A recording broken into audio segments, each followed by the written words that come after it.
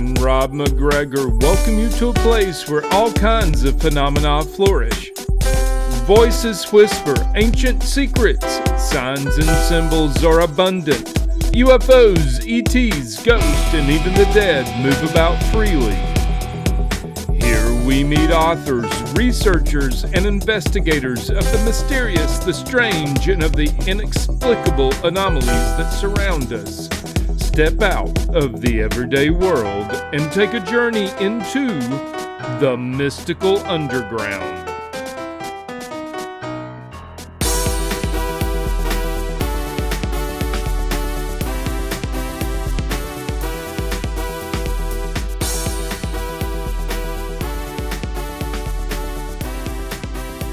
And if you guys are ready, we'll start in 3, 2, 1. Welcome to the Mystical Underground. Thank you for joining us. This is Rob McGregor and Trish McGregor and our producer and tech magician, John Posey. You can go to themysticalunderground.com where we make regular blog posts and where you can find out about our books. Among them are Phenomena, Harnessing Your Psychic Abilities, The Secrets of Spirit Communication, Sensing the Future, and Aliens in the Backyard. Our latest book is called Mind-Blowing Synchronicities, the Latest Science, Stories, and Research. Trish's latest novel, White Crows, and Rob's most recent novel is called Tulpas, a story of mysterious beings created through deep meditation. So if you are watching us on YouTube, we would appreciate it if you would take a second to click the like, subscribe, and notification buttons so you never miss an episode. If you prefer to listen to the show, it is available wherever you listen to podcasts. Please subscribe there. Okay, our guest today is Ken Lloyd, a psychic healer who transmits powerful healing energy from the non-physical beings who work with him. We came to know him because of our friend Susan Yantorno, who told us he spoke at the spiritual center she attends. She suggested him as a guest for a podcast, so we poked around on his website and asked him to come on. Trish asked if he worked on ankles. He said he did. Virtual sessions followed. Thanks to those sessions, Trish has avoided ankle surgery. Here is Ken's description of his own work. As a soul infusion walk-in, Ken Lloyd's higher self, 13 soul aspects, which are now more, and his native soul have merged as a single collective into his physical body. This process has altered his DNA, cellular structure, and etheric energy fields to behave like a Wi-Fi power station and broadcast accelerated ascension frequencies, healing codes, and DNA activation sequences to those in physical proximity and to those connected to his energy field during live events, recorded audio playback, and virtual sessions. Welcome, Ken. It's great to have you back. Welcome Hey, back, everyone. Ken. Yeah, thanks. So wow, it's been a little bit, and Yes. there's more in here. The adventures of a walk-in, right? So just for your audience, just real quick, I'll give them the 3-minute. What do we call that? The elevator pitch in the business world, right? So 2018, near-death experience. Didn't know it really happened, but ultimately, in the event, my root chakra was removed, and a walk-in came in, a soul aspect of me. Another soul in the body, right? Called a soul braid. Fast forward, ultimately I began learning psychic abilities, right? And they just kind of came in. I didn't have any of this stuff going on, like zip zero zilch. I was an average person with none of that. But through the last 6 years, a tremendous amount of changes have happened to me, both in the 3D world and physically. So I am a healer, and I had the ability to heal people pretty darn quick. Usually within just a few minutes. Not everyone, Trish. Not everyone gets full healing. We're still working on your ankle. Still working on the ankle, but it's phenomenal. And the past was it August now, so that makes it the past 9 months have been absolutely life altering. So we talk about the idea of totally, surrendering, right, to do the mission you're doing, and that's exactly what I've had to do. So in December, my higher self walked in my body, and so those 15 minutes that it happened, I was locked in place, couldn't move, couldn't think, couldn't ask questions, but I could feel all the energies and what process that was happening. And then shortly after that, I asked for a divorce, and of an amazing marriage. Sold my 7-figure home, sold all my vehicles, and moved to Mexico with 3 suitcases. Oh my God, Ken.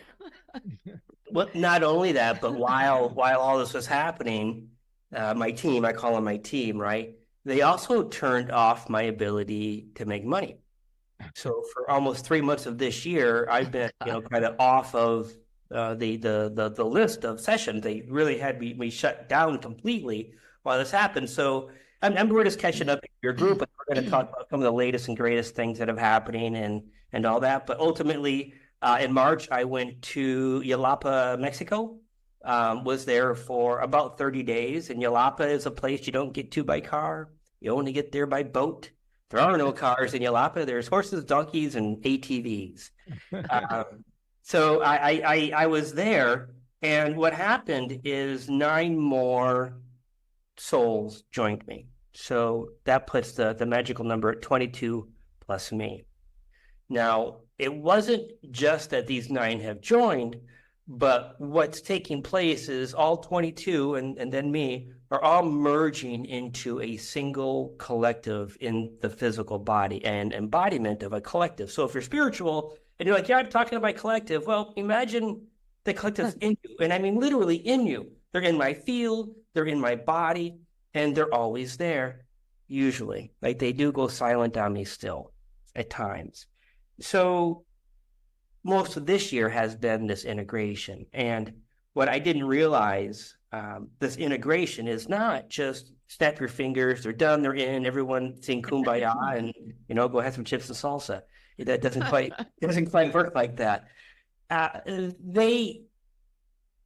When these souls came in, they are all of different frequencies. We have the highest of the high of the angelic realm. We have Elohim in there.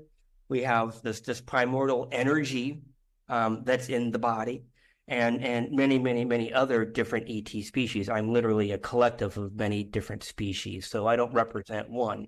Yeah, Ken, is there one that speaks for the others? I mean, it would be kind of confusing with a lot of voices.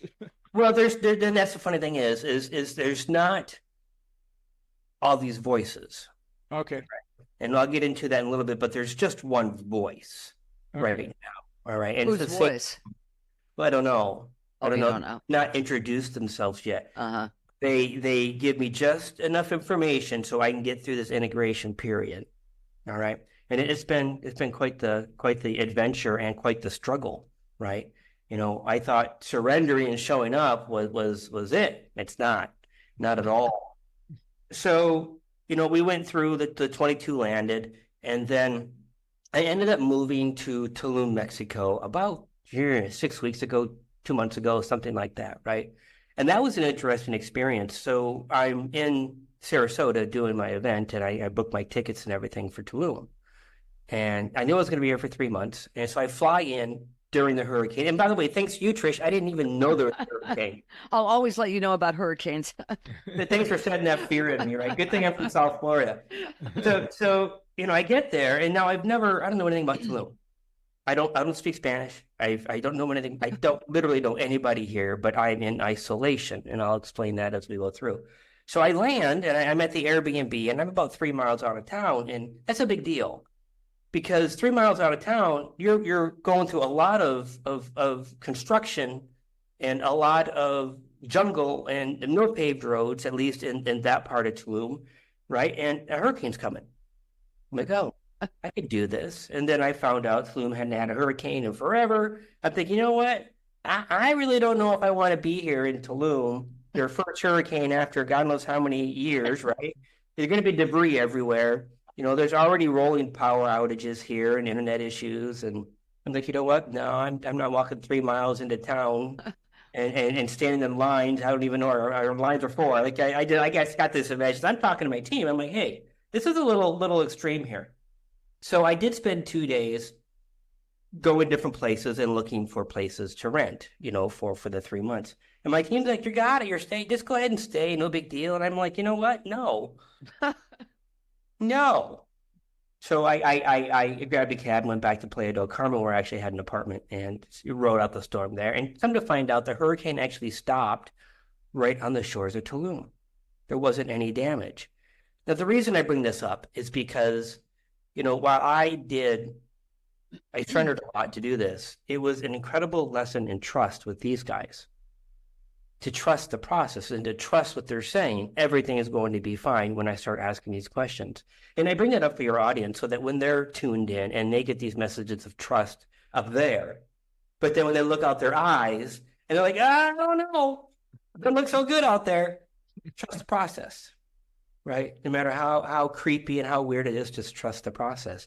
And I left that day to go back to Playa del Carmen without a place to rent. Like, I still didn't accomplish the one thing I needed to accomplish. Well, it turns out that I did. I actually found the place I needed to rent, which was the most conscious designed home that I had visited. And it came with transportation. That's great. The lady I rented it from was like, I'm going to throw in the ATV just because you're there. I'm like, that's great. And no background checks, no deposits, nothing. This lady's from New York. I'm like, you gotta be kidding me. So how crazy is that? So here I am in Tulum. Now, I don't know what I'm doing here, right? And I land. I'm like, okay, I'm here for integration. All right, what's that mean? Integrate. What does it mean? And no sooner did I land, I start getting these emails showing up or whatever they were for Cambo and Bufo. I probably pronounced that wrong. Maybe I didn't. So let me kind of explain what my knowledge of Cambo and Bufo is. So typically you don't do these the same day. What is Cambo? I'm not sure. Cambo is frog poison. What's Bufo is too, though. Bufo is a toad poison. Yeah. I realize they're relatives, don't get me wrong, but they're very different species, right? And it's not easy to harvest these, I guess. I think that the frog 30 feet up in the air, I don't know what it is, but it's a process, right? So what the Cambo does is it removes toxins out of your body. So I'm thinking, why do I have to do that? And because I'm the detox king, right? Like, I'm always detoxing on something. I've got my water here; it's full of lemon, right? It's full of spirulina or whatever you pronounce it, right? And I've even got silver in there. Like, this is my life, and I'm also now turned vegan, at least for the time being. I don't expect that to stay, but it is for the now, right? They really want my body as clean as possible. So I'm like, well, man, why don't I have to do this? Well, with Cambo, do you throw up a lot? Yeah. Yeah. So we sit down, right? And we're in this tent, this teepee, it's really, really, really nice. And the lady brings this pitcher of water over, like the full pitcher of water. I'm like, what's that for? She's like, you need to drink this. I'm like, I'm not that big. Like, that doesn't fit in my body. She's like, yeah, you need to drink all of it. I'm like, oh. So yeah, I'm drinking, and you got to drink it quick, right? It's not like you can just sit there with a little drink. You can bring it down, fill the belly, but I'm hurting right now. And she's like, okay, are you ready? And they burn 5 holes in your arm with a little incense or a little stuff, then all the way down, just the skin layer, right? And there'll be a little purge bucket over, and the other, there's 2 of them, and the other one, fills the first dot with the poison. I can feel the poison running down my arm, right? And I'm like, okay. And literally 3 or 4 minutes later, I'm like, oh. Was this a liquid? I don't know what the poison. It felt like a gel, but I'm sure it was a liquid because I could feel it running down my arm, right? But I didn't look. I got a job to do. I'm not gonna look at this guy and So I don't really know exactly what it was. But and so I ended up purging, and it was probably like more than 15 minutes or so, right? And I didn't have any emotional reactions. Some people will purge, and then they you're purging emotions, you're purging all these toxins out, right? And I'm like, wait, I don't have this going on. Right, it's very, very smooth for me. Now, if you've been following the story, we didn't talk about this. The root chakra is gone. When they pulled the root chakra out, they pulled the majority of my life trauma out of the body. I still have stuff I need to deal with, and even through this process, I had to deal with some stuff, but not normal. So, or not the typical amount of trauma someone would have at an older age of mine, right? So, I get done. I'm like, that was it. And I'm like, well, how many dots did you do? They did 4 of the 5 dots. I'm like, I don't need to purge anymore. I still didn't know why I was doing it. All right. So now, Ken, were there other people doing it with you at the time? No, it was a private ceremony, right? And the candle really isn't a ceremony, right? It's really just a process. The bufo is a ceremony, but the Did candle. they speak English or Spanish? English, absolutely. Thank God, because I would have been like, Yeah. I enough. I'm holding my phone up, looking at the translator. No, yeah, they're definitely English speaking, and Tulum really does cater to English folks here, even a lot more than Playa does, believe it or not. But so I do this, and then 2 hours later, it's time to do the bufo. Now, listen, if you've ever done hallucinogenics before, it can get pretty crazy. Right, and I listen. I did it once in my 20s. Didn't go so well for me.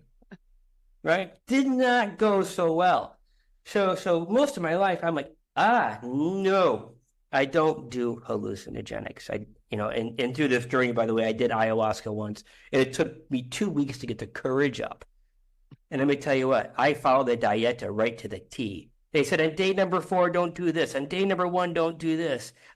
I'm on it, right? Like, I'm not going to mess this up. I don't want to have the experience I had in my 20s, so it's not a pleasant thing for me. It is not something I'm doing just to check it off of a list. I want the audience to understand that, right? This is not who I am. But here I am, getting ready to do this hallucinogenic, which, by the way, I think you're the one who told me it was a hallucinogenic. So I'm like, oh, no, it's this. And so what it is, in my basic understanding, it's 5 DEO, DMT or something, but it's the chemical that's in the pineal gland that's released at birth and at death. So this chemical gives you what I would refer to as an out-of-body death experience, right? They call it an ego death. So knowing that, you would think you would go into this with a little intrepidation, like a little bit, holy shit, what am I doing? Why am I going to go through the process of killing myself? And I don't mean in the literal sense. Yeah. But I'm going to go over, and what's that going to be like? I did that 6 years ago by accident. I don't want to do it again. And I had no fear. Not a single ounce of me said no. Not for a single moment. It was so calm leading up to that moment that I'm like, what? I don't get. I know me. I don't get this. Why am I sitting here? And they're practicing. You're gonna inhale the smoke. It's smoke like a pipe, right? You're gonna inhale it for the count of 11. If you can get up to the count of 15, that's great. And then at the very last, inhale all you can and hold it as long as you can. And they had to repeat this 2 or 3 times. I'm like, guys, I need a whiteboard. I'm not even sure what I'm doing here. But this is a lot. He's like, no, we're going to walk you through it. So, they're practicing. And I'm not fearful. So we start. And sure enough, about 10 or 11 seconds into it, I'm like, oh, that's enough. I couldn't hold any more of my lungs. And I did that final breath, and they lay me down. And, they're playing the spiritual, music in the background. And by the way, there was an opening prayer, right? There was a ceremonial process. It wasn't just show up and do it. There was a process. So that's why I lay down. And then all of a sudden, I just start seeing fractals, which is very different from the experience I remember with ayahuasca. Ayahuasca, it was like you saw lights and you saw movement, and it was a 4 or 5 hour process. It was like, kind of like your background right there behind you, Rob, right? It was, all of a sudden these hallucinogenics, and that was not bufo at all. It was like, gone. And I mean gone, like black. Your head's buzzing, your ears are buzzing, and it's black. And then you tap out for, I have the video, but I think it was 10 or 15 minutes, whatever the exact number was. And I start coming through, and I mean, do you remember those kaleidoscopes as we were younger? We'd look through. That's what it was like. Like everywhere, right? You couldn't make out time or distance or things. But as I started coming through, with my eyes closed, I'm looking around the room because I'm still having my out of body, which is what I call it. I'm looking around the room. All 22 of them are in the room. 21 of them are translucent. Like, they're like, we don't want you to see us yet. Stimulation overload. and it would screw up what I was there for, right? I wasn't there to have a meet and greet and a social party Right. with all these, right? I was there for a purpose. But the one to my right, looked solid as possibly could be. I mean, he looked as 3D, like I could reach over and hug this guy, right? And he looked like a guy, he looked like a human, right? So there's that. Long hair. And, you know, I'll close my eyes, open them again. He's still there. And that went on for 4 or 5 minutes. I'm like, oh, son of a bitch, the guy's in the room with me. Right? No, and now they're talking to me. He's talking to me, not all of them. And there were some messages that came through, which I found pretty profound, which helps me understand a little bit more about some of these things I've been told and all that. So one, they said my 24th chromosome is now online. All right. Now, if you Google the number of chromosomes, we got that website, 23andMe, right? We think there's 23 chromosomes. But if you actually Google, there's different scientific articles that talk about the 24th chromosome. Okay, now I've known about this in my body for a while, but they always told me it was more of the etheric, the energetic 24th chromosome, not the physical chromosome. And they said, no, that shifted. Now that energy is now into the physical. So the 24th chromosome is activated. And whatever that brings in, that brings in. I don't spend all my day looking to say, well, what could that do? What could that do? You know, that would not be good. And I already knew all 12 of the DNA strands were activated, right? But there is more around that. And what was interesting that really caught my attention is they said that everything I have done up to this point for healing, specifically for healing, at least in that context, was nothing but a sniff of the aroma of what's coming. Now, you guys have heard the stories. You guys had some experience. Rob, I think your shoulder or something. We have all these things, right? And to see everything that's happened now and then realize, wait a minute, what do you mean it's just the sniff of the aroma? Right? Like there's some very big shifts that are about to take place. Now, I do know that three of the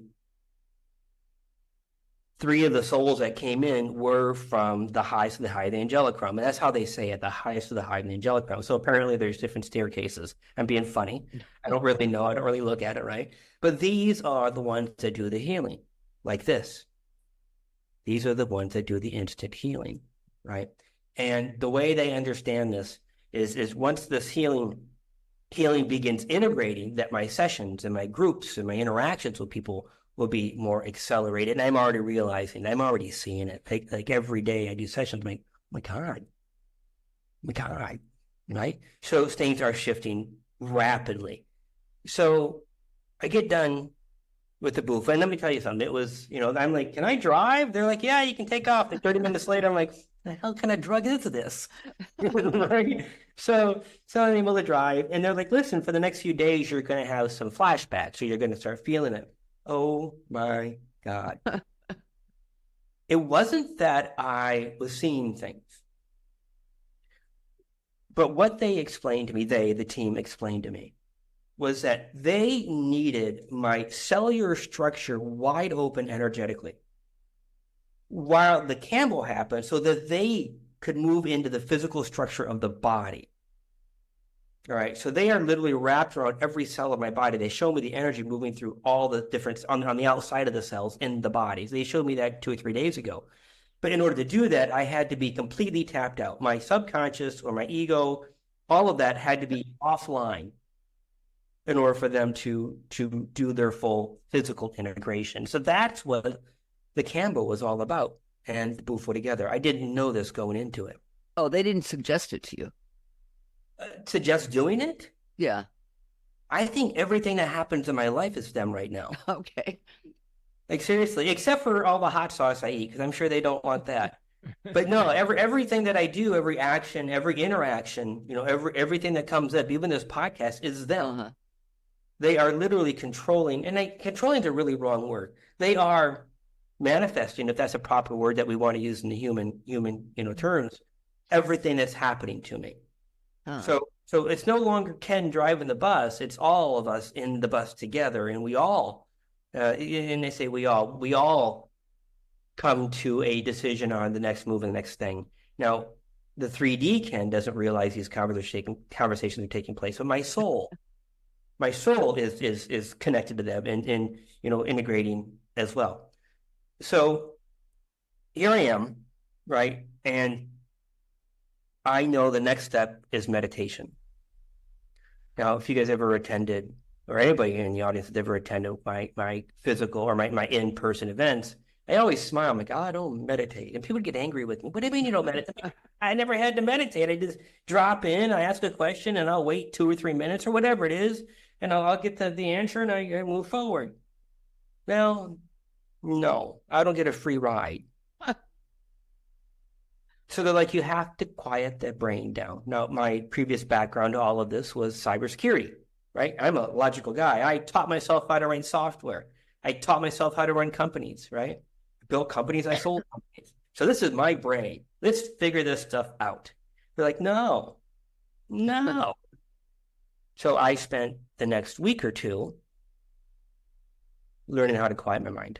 So this is why you're doing the HemiSync tapes. Yeah, I'm going to get to them in just a moment for sure, right? So I learned. Can I have one question for you? I think a lot of people would be wondering, you're in contact with these beings and they're telling you, basically you're saying they're telling you what you should do next in your life and on the daily basis. How do you have that trust that they're telling you the right thing? I think that a lot of people would be questionable. Beautiful question. Yeah. Beautiful question, right? In 6 years, I've never been lied to. Okay. Period. Now, timelines are the exception to that statement.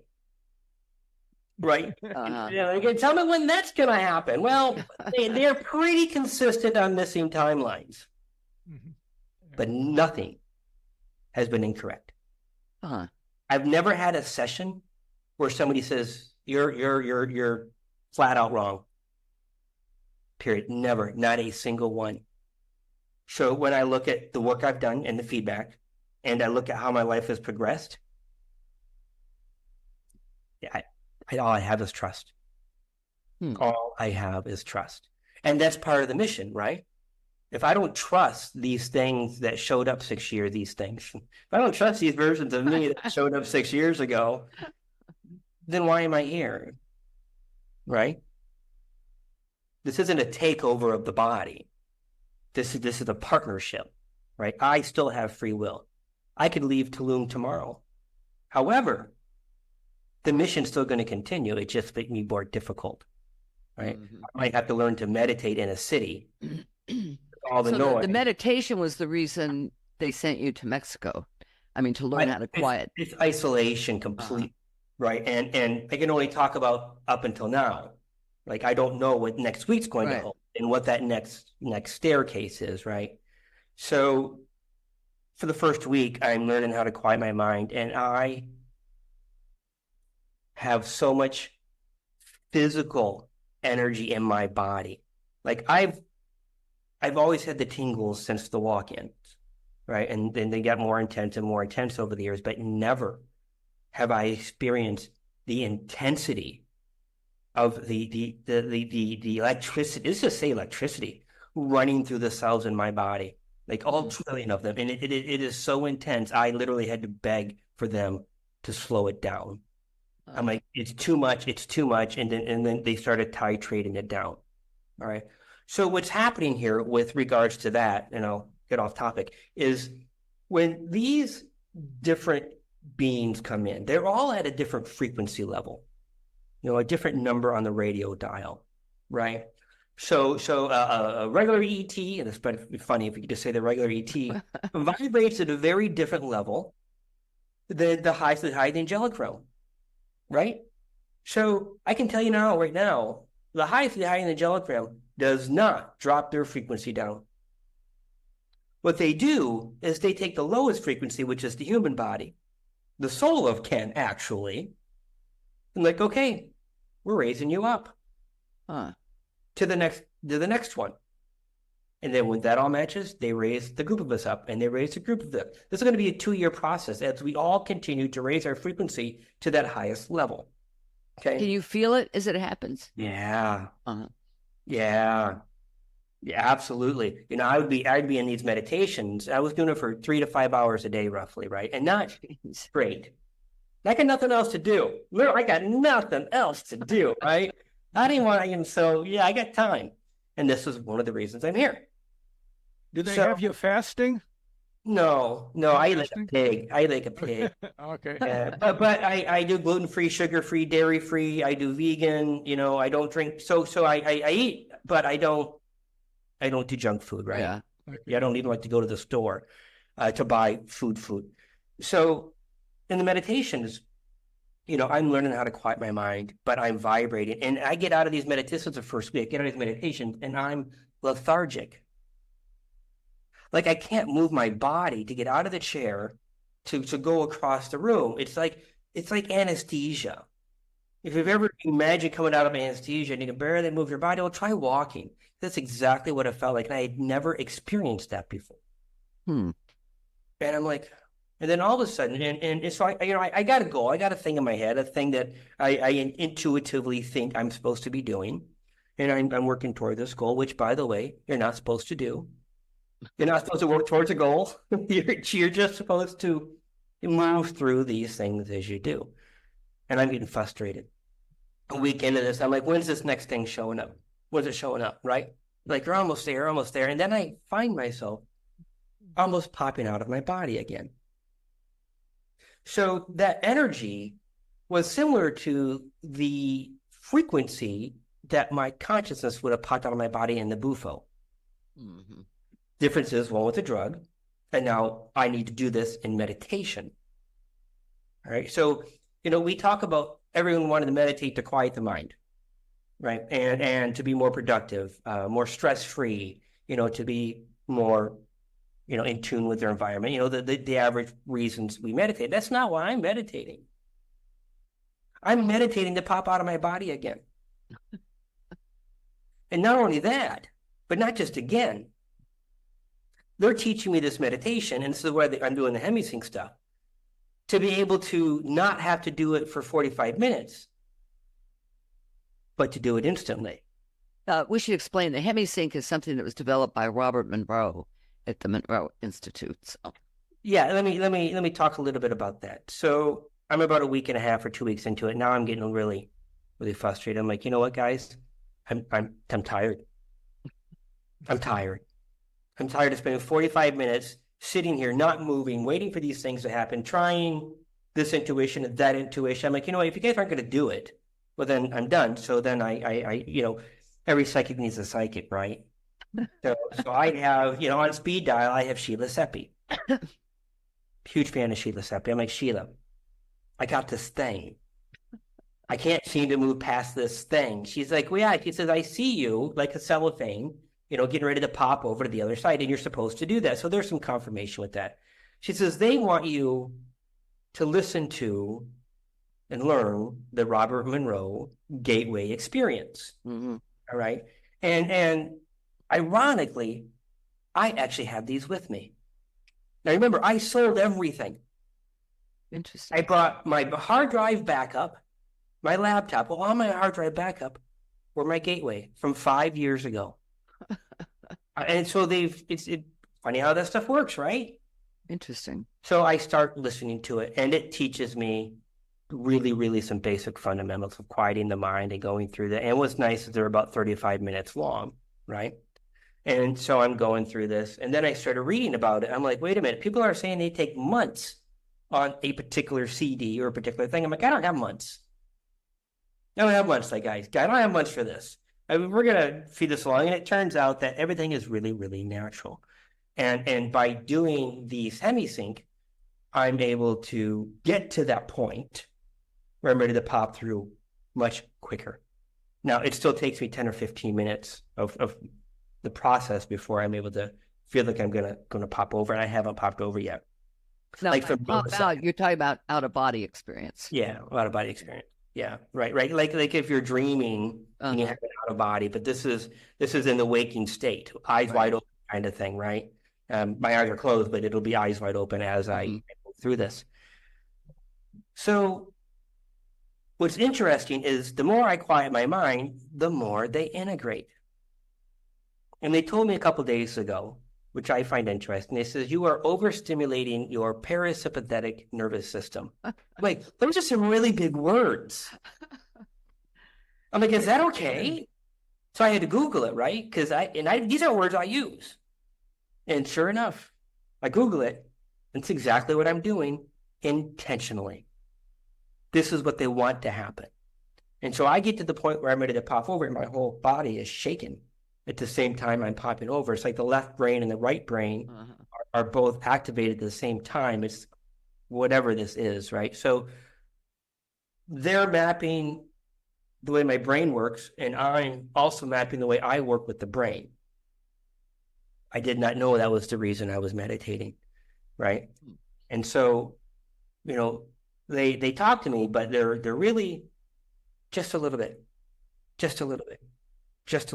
Now, there is an amazing amount of knowledge coming. I know this. All right, I absolutely know this, because what's going to happen here is once I learn how to pop over, you know, at will, whatever this means, then all of this knowledge out there is available to me. But they won't give me the knowledge first. If they gave me the knowledge first, I would never pop over. Right? I'd be like, oh no, I'm gonna go ask a question about blah. Right?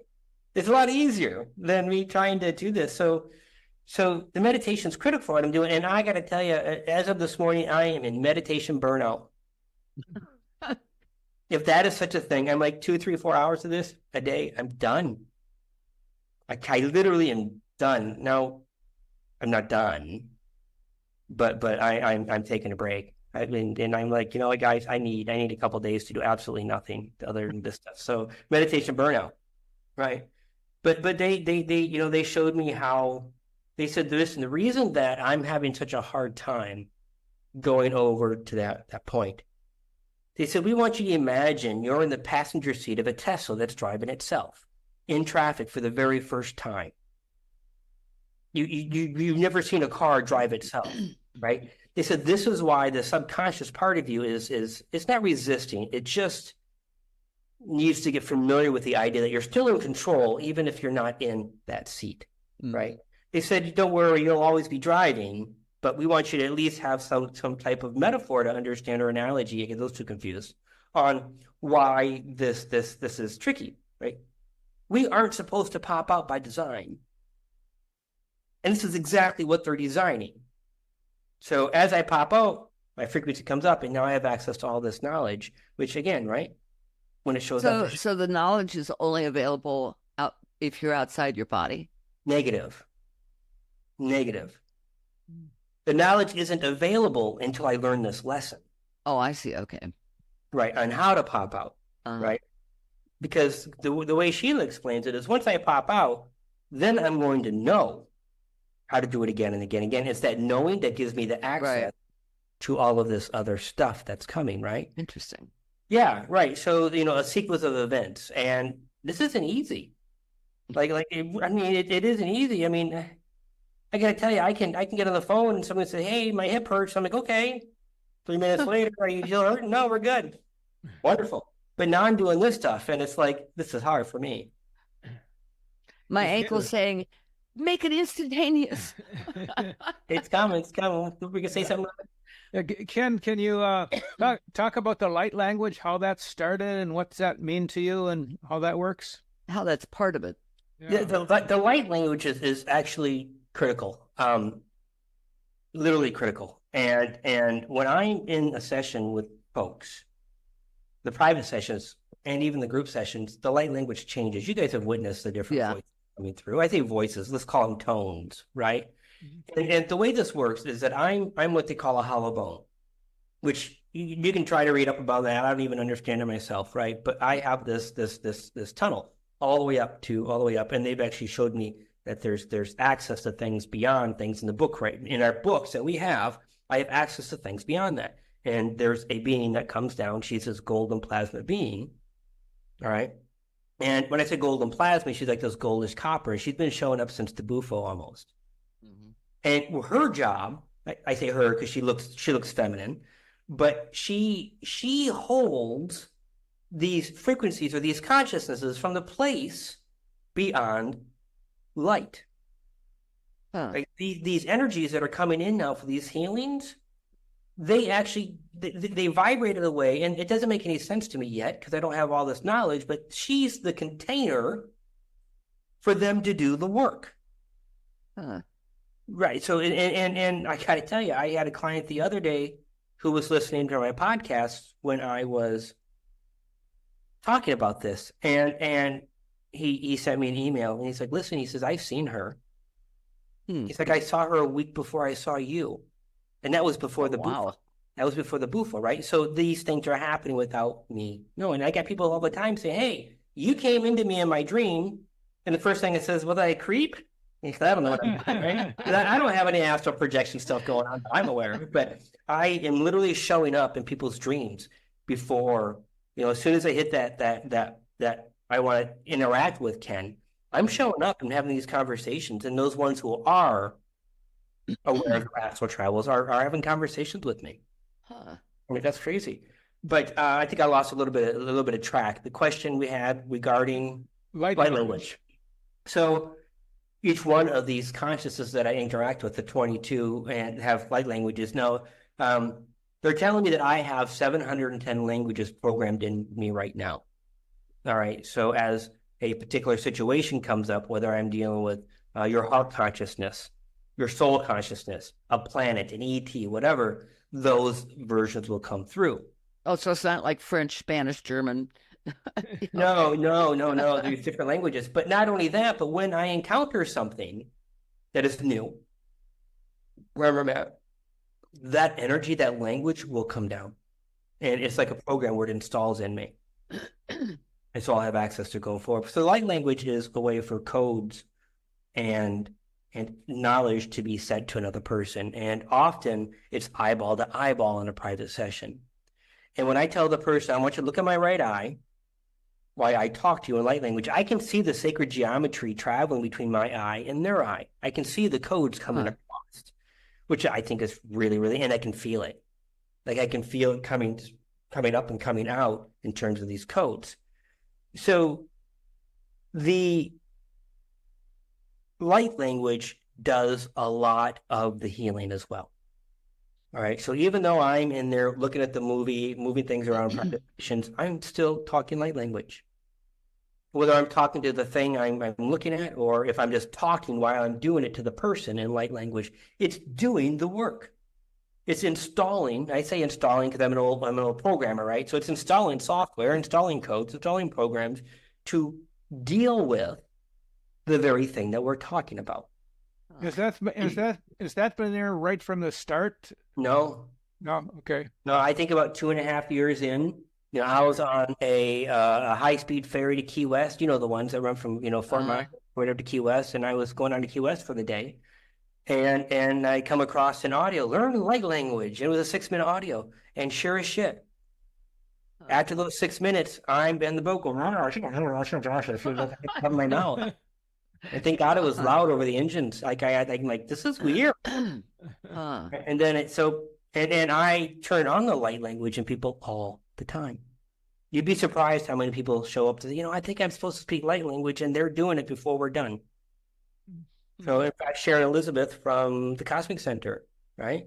Yeshua came down in one of her sessions, stood behind her, placed his hand on her heart coming from behind, and I kind of did the same in the front. And I'm like, speak.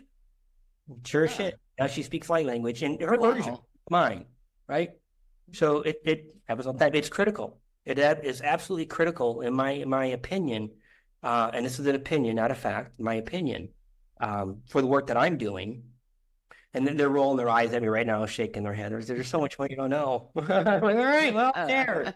So I can see them, by the way, and I see their facial expressions. I see one, right? And it's just an outline or whatever. So like I could tell you it's whatever, but this how they interact with me as well, right? So yeah, I look at them off to my right. Before the integration that happened in Bufo, I'd find them in my chest when I was talking to them, and now they're just all around me. So Yeah, like language is absolutely critical. By the way, one of the things I want to back up for with the meditation that's probably a little different is that when I'm meditating, it's not so much about me, it is about being quiet. But every thought you have carries a heavier vibration than the task at hand. So every time you have a thought, you're trying to go up this vibrational frequency, right? And every thought pops you down a little bit, pops you down a little, pops you down a little bit. So when you think about it like that, you go, oh, I'm hurting myself, not hurting myself, but I'm not making the progress I'm thinking. But the most important thing that has happened is the idea, it's not about me listening to my breath. One, it is the tinnitus in my ears. When I focus on that, my thoughts go away. Huh. And then I expand my consciousness to all around me. Like I'm not trying to feel my body anymore. I'm just expanding myself. And that's when the magic happens. That's when the magic happens. When you consciously observe yourself, sensing yourself, not with the eyes, but with the body. When sensing yourself outside of the physical body, that's when you get these energy waves coming in. Can, like when Patricia Wells or Narnia speak light language, can you understand what they're saying? No. Definitely not. People write light language. I can't read it. But there's some amazing artists out there that do artwork with light language. Absolutely not. Now, I have had people come up to me with notebooks of written light language they did. And yeah, I read it. You could read it. Mm-hmm. You don't read the words, you read the vibration. Uh-huh. Right? Uh-huh. And light language is powerful. It's like, one syllable can contain, I forgot, how many potentials, but like 1 million different potentials of information. Just one syllable, right? So when you have somebody like me talking for 45 minutes during those group healings, there's a lot of things happening. So, yeah, I was really surprised. Now, Patricia Walls explained it as the original language before the Tower of Babel. Is that they're actually showing me it's the language of sound before sound became light. Huh. That's heavy. That's heavy duty. Just, as you ask those questions, they show me. And which is what I'm finding is like I can't ask myself questions because I don't have a list of questions. I'm just here. But as people ask me questions, and it's appropriate, they'll show me. They don't have a problem talking to other folks with those questions. But for me, you don't need to know. But yeah. So interesting. Yeah. So still on the journey, right? We'll see what shows up next. Crazy stuff. Now, are you moving back to the States? Damn right I am. Everybody speaks English.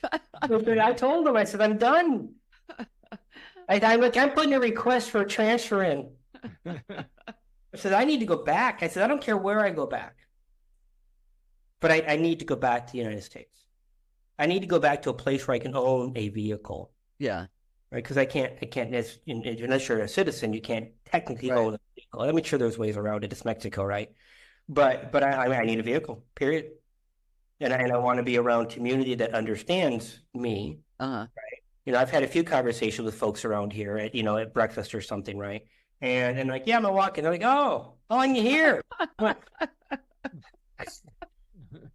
It was totally something funny. I just gave you a jumping off point to have a great conversation. So yeah, I'm coming back, and I'll be moving back. Probably the first week of October is my tentative schedule, right? Unless things shift, but yeah, and then I'll be traveling for 2 years. Like I see myself at different Airbnbs or furnished places for a month or two across the country as I move through these and start doing in-person events. Heavily, actually. So I just got invited to the Light Language Conference. There is one? May. That's great. Yeah, there is. It'll be in May. It's called, I think it's lightlanguage.org or something, but there's a conference coming up. Patricia Walls is part of it. Where is it? Colorado. Huh. And her niece, Dina, is part of it. And I forgot Dina's last name, who's also psychic. And I'm flying up to Dallas in September to be interviewed for her movie. Oh, cool. Yeah. For Dina's movie? For Dina's movie, which will be released at the Light Language Conference. So yeah, like, oh, all right, I'll get the haircut first. Yeah, I'm totally in. I don't know what we're going to talk about, just light language. But yeah, I'll talk about how I use it, right, and those type of things. Huh. Have they How many made people go to this? I don't know.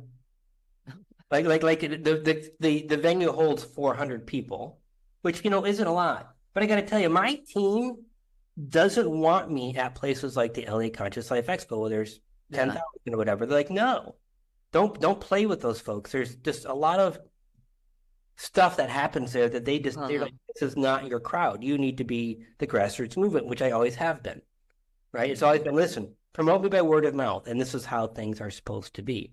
So that's what they want me to do. Do the smaller venues and bring people to the venues and awaken those people to their own ascension process, right? So when you move back to the States, you going back to Sarasota, Naples area, West Coast? And probably Sarasota for a couple of weeks until I establish transportation, and then I'm off. And if I can digest the idea of being in the cold, it will probably. I think Redding, California, is high on my list, right outside of Mount Shasta. I landed there when I went to the Redwoods back in June for those 3 days to meditate, and that's when I learned I didn't shut up.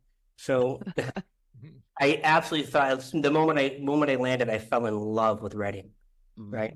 So I think I'm going to spend a little time up there, maybe back to Sedona, maybe Utah. I don't even know, but as long as I can digest the cold.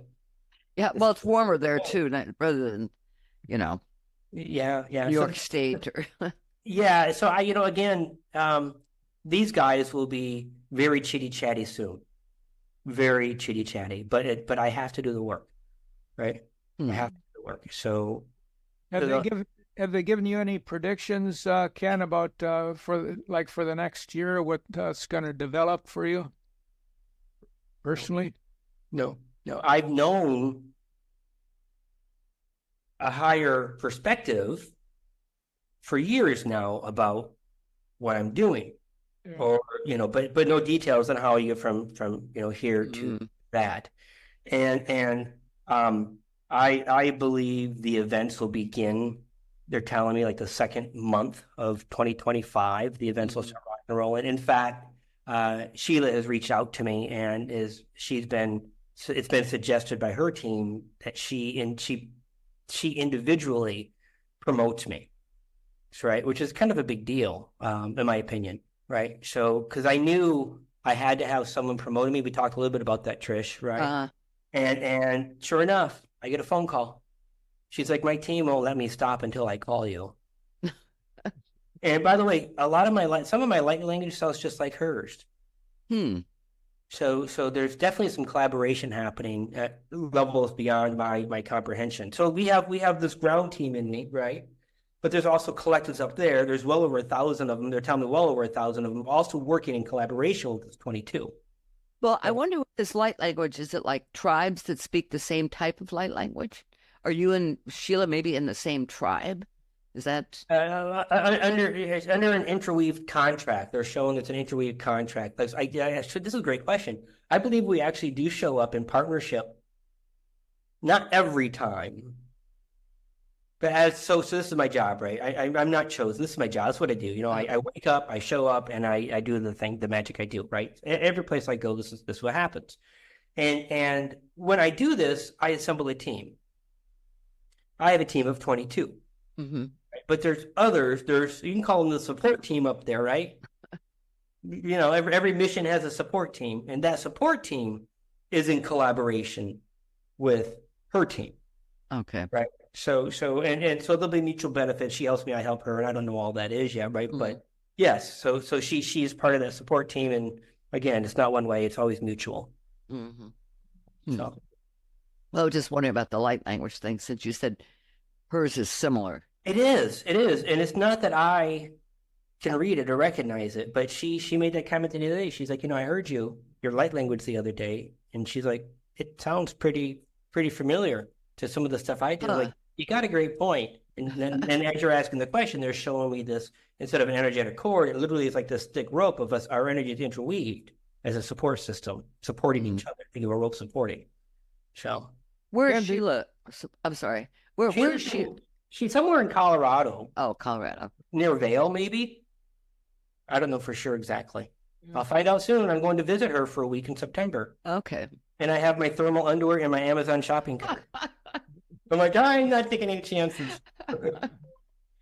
So Ken, here's a different kind of question. Do you see yourself getting involved in a relationship again and possibly marriage? Is that part of your future? Do you think? Wow, that's such a loaded question. The answer is no. No? Not for a very, very, very long time, including relationships, even just, relationships, right? Yeah. There's no room energetically for me to support a relationship, Yeah.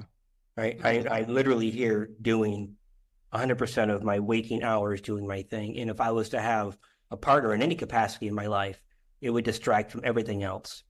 So, You're a monk. I'm a monk. And I got to tell you, I am so comfortable with that. Like I wasn't at first, Yeah. but now I'm like, you know what? I don't think I couldn't do it. I couldn't balance that. Isn't it a little lonely though, like in Mexico and you don't know anybody? It is, but that was some of the trauma that I had to push through initially when I got here was those emotions of loneliness, right? Yeah. And through a work and through other things, through some of the work that was done on me, I'm able to now recognize, okay, this is exactly where I'm at. Now they are telling me that it won't always be like this. At some point in the distant future, yeah, they'll a soul incarnates for divine union. Mhm. Period. That's part of why they're here, but it's not part of the now, and it's definitely not on the radar, and it's not even to be considered as a potential. Period. Okay. Huh. Good with that. So I'm totally good with that. And you got to imagine that, whoever it ends up being will also be of high frequency, right? Mhm. Because the way divine unions work is those frequencies match, Right. right? And so when you have one partner who's here and the other partner's going here, this is when they break, Right. right? So yeah, it'll be a long time, and then I'm sure whoever shows up will have their own magic going on, right? Hmm. Interesting. Okay. Mhm. Okay, when's your next podcast? I think it's next week or the week after. I don't like doing my podcasts. Why It's not? it's not that I don't like talking. It's that they haven't turned on the knowledge yet, Interesting. right? Like, they give me something to talk about other than stuff, right? And it's coming.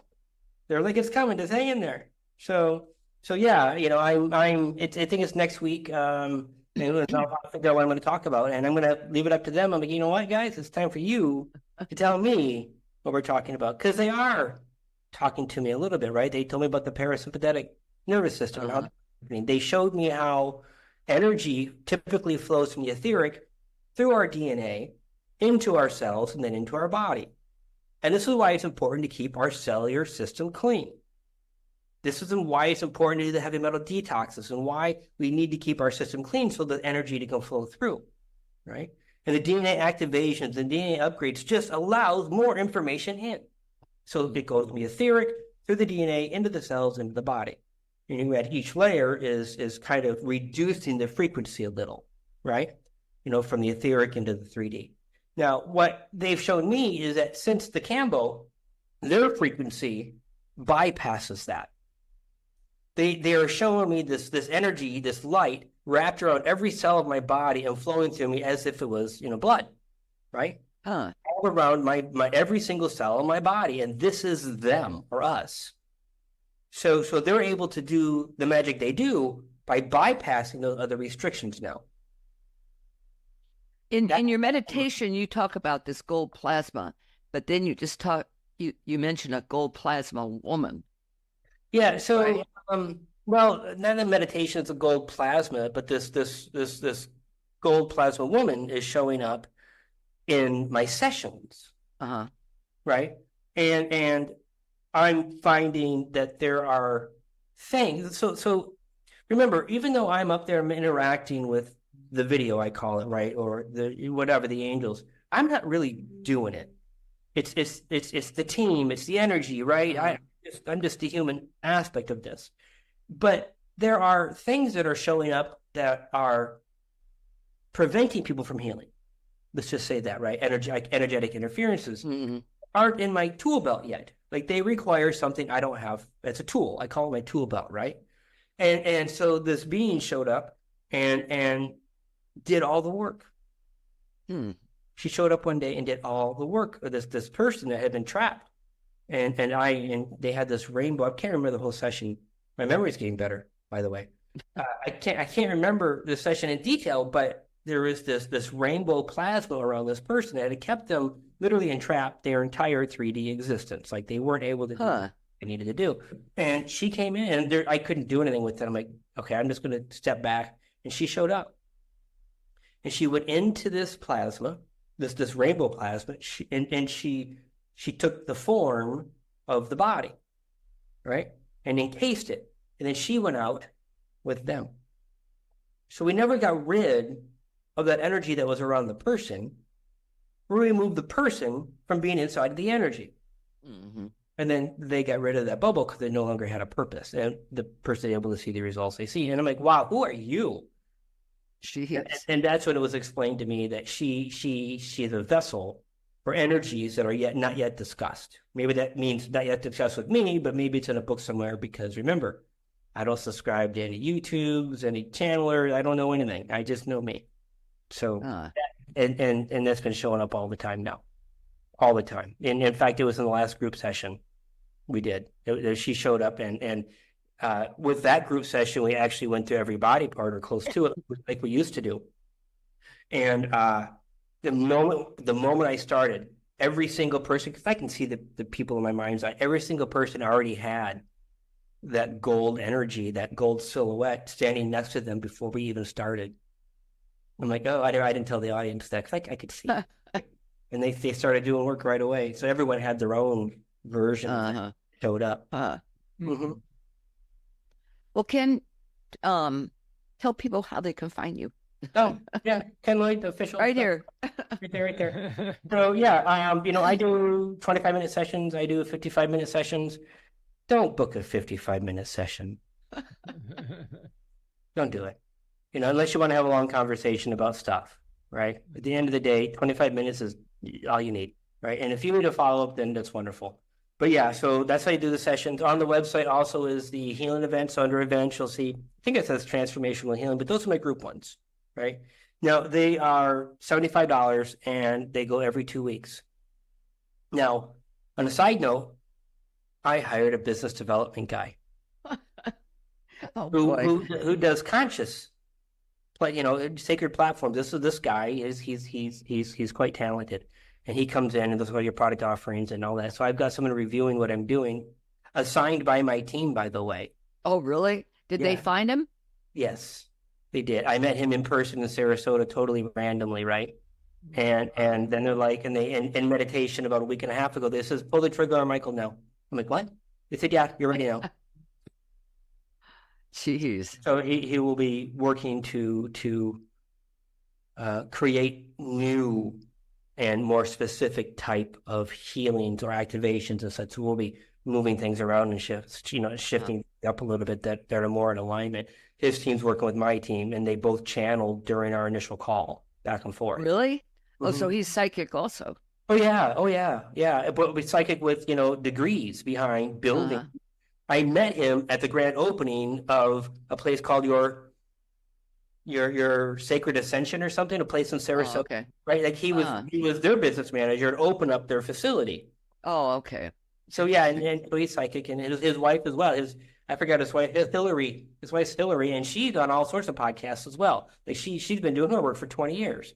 So these aren't just educated people; they're educated, connected people, and they drop in and they work with their team to get whatever process needs to go forward. So he's assigned to me. Yeah, right. Interesting how that works out. Pretty interesting. Yeah. Okay. Well, thank you very much, Ken. Yeah, Ken, this has been great. With you. We'll do it again, right? As new developments happen. Right. Yes, definitely. Sounds good. You want to stay on? Yeah, I'll stay on. Okay. I meant for my healing. Yeah, my ankle. Yeah, well, I'll tell you what. Do we have any more time, or do we have to cut this off? John? No, if you guys want to keep going, go ahead. Can we give it 10 more minutes? Yeah. Absolutely. Let's just do this for everyone. Okay. Can I ask you one question first? Yeah. Ken? This is a little different again. So a lot of people, when they're first waking up and starting on these journeys, ascending, getting out of body, working in that direction, they sometimes have encounters with demonic type beings. And I'm wondering, does your team, do they protect you from that sort of thing? Yeah, they do. They do protect me, but at the same time, I had a great friend of mine say, bigger levels, bigger devils. Okay. And I'm like, I love it. So the things that come after me are intense, but I don't have the root chakra, right? So it doesn't seem to impact me. But I also have certain friends that they do exactly that. Okay. So I'm like, I make a phone call or a text message, hey, check it out, and they do their thing they do, and it's gone. Huh. So yeah, they do, and I can work on other people too. But I get, I will usually take people to listen. You need to go see Patricia. Mm-hmm. You need to go see this particular person I know that's under the radar, is not public, that does these things, these right. And then so I have people that I will that are there to do some of this work that I'm like, I got things I need to do, and this person your specific talent much better. So I absolutely will refer people out as needed. Okay. Bigger levels, bigger devils. I heard that the other day. I'm like, so true. All right, so I'm going to do a healing for everyone. Okay. And ultimately, no expectations for anyone, including you, Trish. Okay. Especially you, Trish.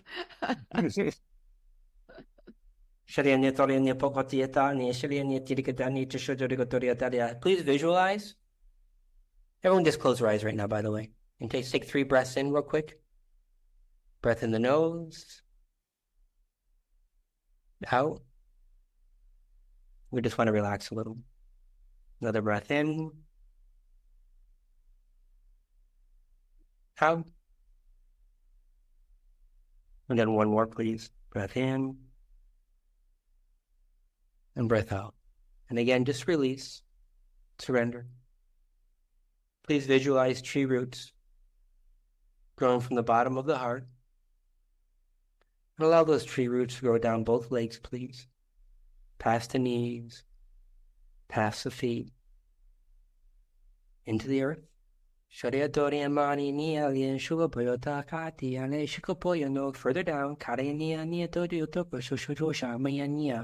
and down and down, and locate the center of the earth.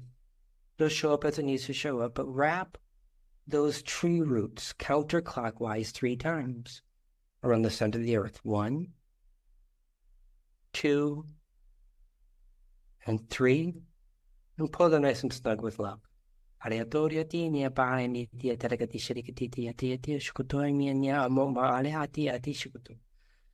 visualize above the head, about a foot above the head, a beautiful golden orb about the size of a softball, please.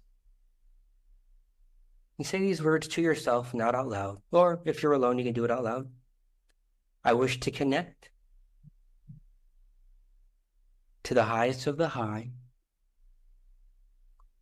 closest to source, that's in 100% alignment with me and my mission. And as you say that, visualize that golden orb just coming down through the top of the head, all the way down, and fitting beautifully over the heart. You're going to take a breath in and a breath out. And as you breathe out, expand that bubble all the way around you 6 feet. So you are now standing in the middle of that beautiful golden orb. Nothing else you need to do. I'm going to do the rest. And whatever shows up, shows up. If nothing shows up, it's perfectly fine.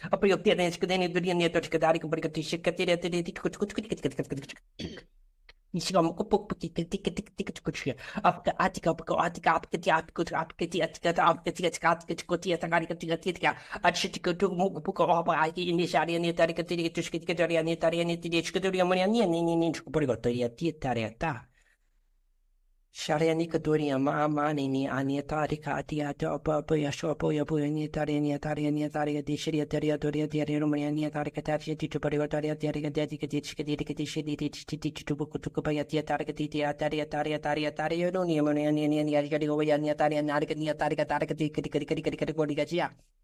I need a no scodo money and that near Tariania near Taria near Chicoturio no Mania nia papayatia pedito oriata sugar push could be skinny so atiata areta retcotoria precadiana